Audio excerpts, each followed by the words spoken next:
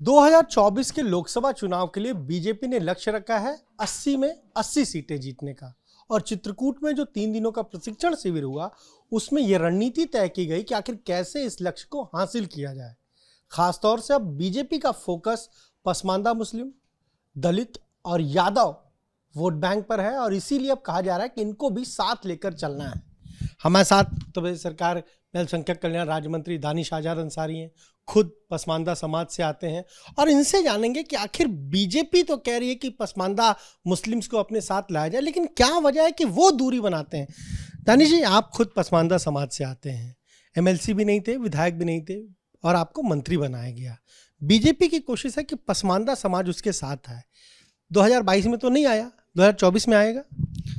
देखिए, भारतीय जनता पार्टी की जो सोच है कि समाज का जो अंतिम पायदान पर खड़ा व्यक्ति है उसके भी उत्थान के लिए हमें काम करना है और हमारी सरकार, हमारा संगठन लगातार सामाजिक उत्थान के लिए, समाज के प्रत्येक जन के विकास और तरक्की के लिए काम कर रहा है।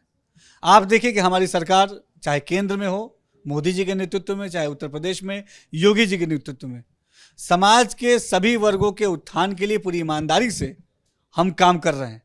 सबको समान रूप से अवसर मिले, सबको विकास की तरफ हम ले जाएं। हम सबका प्रयास ये है हमारी सरकार का कि हमने जो सबका साथ सबका विकास का जो नारा दिया था, हम पूरी ईमानदारी से धरातल पे उस नारे को पूरा करें। और आज सबके सहयोग और सबके प्रयास से हम धरातल पे तमाम अपने वादों को पूरा कर रहे हैं। समाज के हर जन का और समाज के जो पिछड़े वर्ग के लोग हैं उनके भी उत्थान के रास्ते हम सुनिश्चित कर रहे हैं। हमारी सरकार के माध्यम से हम तमाम उन योजनाओं को के माध्यम से लाभ दे रहे हैं, तमाम अन्य स्कीम्स हैं। इस तरीके से हम समाज के सभी वर्ग को आगे ले जाकर सभी वर्ग प्रदेश के और देश के विकास में अपनी भूमिका सुनिश्चित करें। इन चीज़ों को हम देख रहे हैं और लगातार हम सबके प्रयास से, सबके सहयोग से हम अपने प्रदेश को और देश को उन्नति की तरफ ले जा रहे हैं। एक सवाल यह है कि आज़ादी के 75 वर्ष होने जा रहे हैं, आज़ादी का अमृत महोत्सव में है, लेकिन आज तक ये पसमानदा मुस्लिम्स इतना पीछे क्यों है? इसके पीछे क्या वजह है? देखिए, जो पहले की सरकारें थी, कांग्रेस हो, सपा हो, चाहे बसपा हो, उन्होंने मुसलमानों को केवल एक वोट बैंक समझा। हम मुस्लिमों के उत्थान के लिए कभी भी उन्होंने कोई ठोस काम नहीं किया, न ही हमारे शिक्षा के लिए, न ही हमारी सुरक्षा के लिए, न ही हमारे इंफ्रा डेवलपमेंट के लिए। लेकिन 2014 के बाद जब केंद्र में मोदी जी की सरकार आई, आप देखिए कि लगातार अल्पसंख्यक समाज और अल्पसंख्यक समाज और मुस्लिम समाज के तरक्की के लिए मोदी जी ने और 2017 के बाद उत्तर प्रदेश में योगी जी ने काम किया है। और जो मोदी जी ने नारा दिया कि मुस्लिम के एक हाथ में कुरान शरीफ हो और एक हाथ में लैपटॉप यानी टेक्नोलॉजी हो, ये सोच हमारी पार्टी की थी, ये सोच मोदी जी की थी। और उनके मार्गदर्शन में, उनके प्रेरणा से योगी जी भी उत्तर प्रदेश में हर अल्पसंख्यक समाज के उत्थान के लिए काम कर रहे हैं। आज चाहे उनके शिक्षा में, शिक्षा के स्तर में सुधार हो, चाहे उनके इंफ्रा डेवलपमेंट का काम हो, चाहे वुमेन एम्पावरमेंट का काम हो, चाहे उनके उत्थान का काम हो, हर जगह मोदी जी और योगी जी अल्पसंख्यक समाज के लिए, मुस्लिम समाज के लिए और जो पसमानदा बैकवर्ड मुस्लिम्स हैं उनके उत्थान के लिए काम कर रहे हैं। और आज उसी का नतीजा है कि सबका विश्वास मोदी जी और योगी जी पे बढ़ रहा है और सबके विश्वास से, सबके प्रयास से हम अपने समाज को आगे ले जाएंगे। बीजेपी इतना कुछ कर रही है आप कह रहे हैं, और आंकड़े अगर देखें तो 4 करोड़ जो है वो मुस्लिम अल्पसंख्यक समाज के लाभार्थी उत्तर प्रदेश में, उसमें भी 75% पसमानदा समाज से हैं। लेकिन वोट केवल 1% लोगों ने दिया। बीजेपी ने अपना जब सर्वे कराया तो पता चला कि सिर्फ 1% लोगों ने वोट दिया। ये बढ़ेगा 24 में या नहीं बढ़ेगा? नहीं, वोटिंग परसेंट जो है वो बहुत ज़्यादा है और लगातार विश्वास, जैसे हमने कहा कि हमने अपने कार्यों से आम जनमानस में, मुसलमानों के अंदर, अल्पसंख्यक समाज के अंदर एक विश्वास पैदा किया है। और जो सपा बसपा कांग्रेस ने हम मुसलमानों को भ्रमित किया था, हमें गुमराह किया, हमारा वोट लेके हमारे उत्थान के लिए कोई काम नहीं किया, ये हम मुसलमानों को भी अब समझ में आ गया है। तभी हमने मोदी जी पे और योगी जी पे विश्वास जताया है और उनके साथ मिलके कदम से कदम मिला के हम अपने कौम के तरक्की के लिए, अपने प्रदेश और देश के तरक्की के लिए आगे बढ़ेंगे।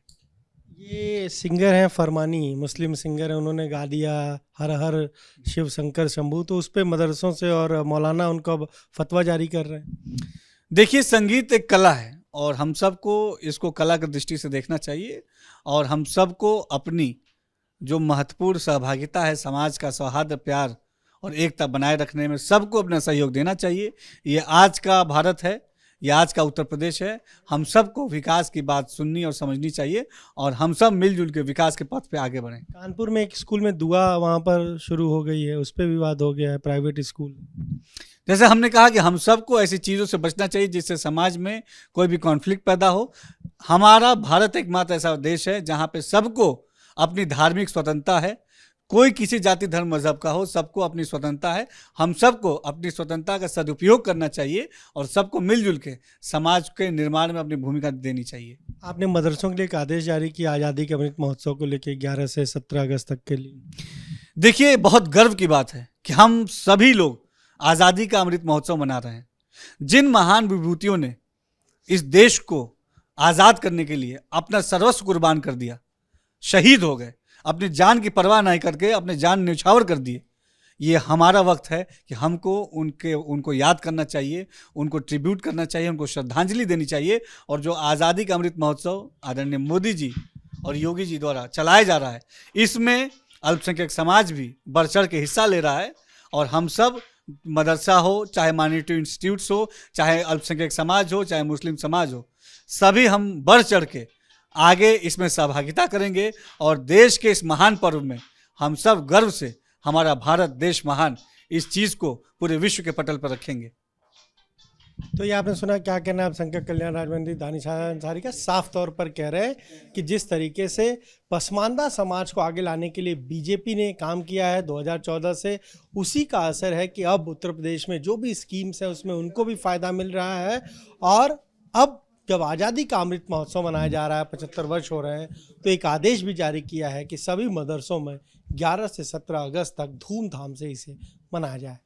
कैमरा जितेन के साथ अनुभव शुक्ला, IP गंगा, लखनऊ।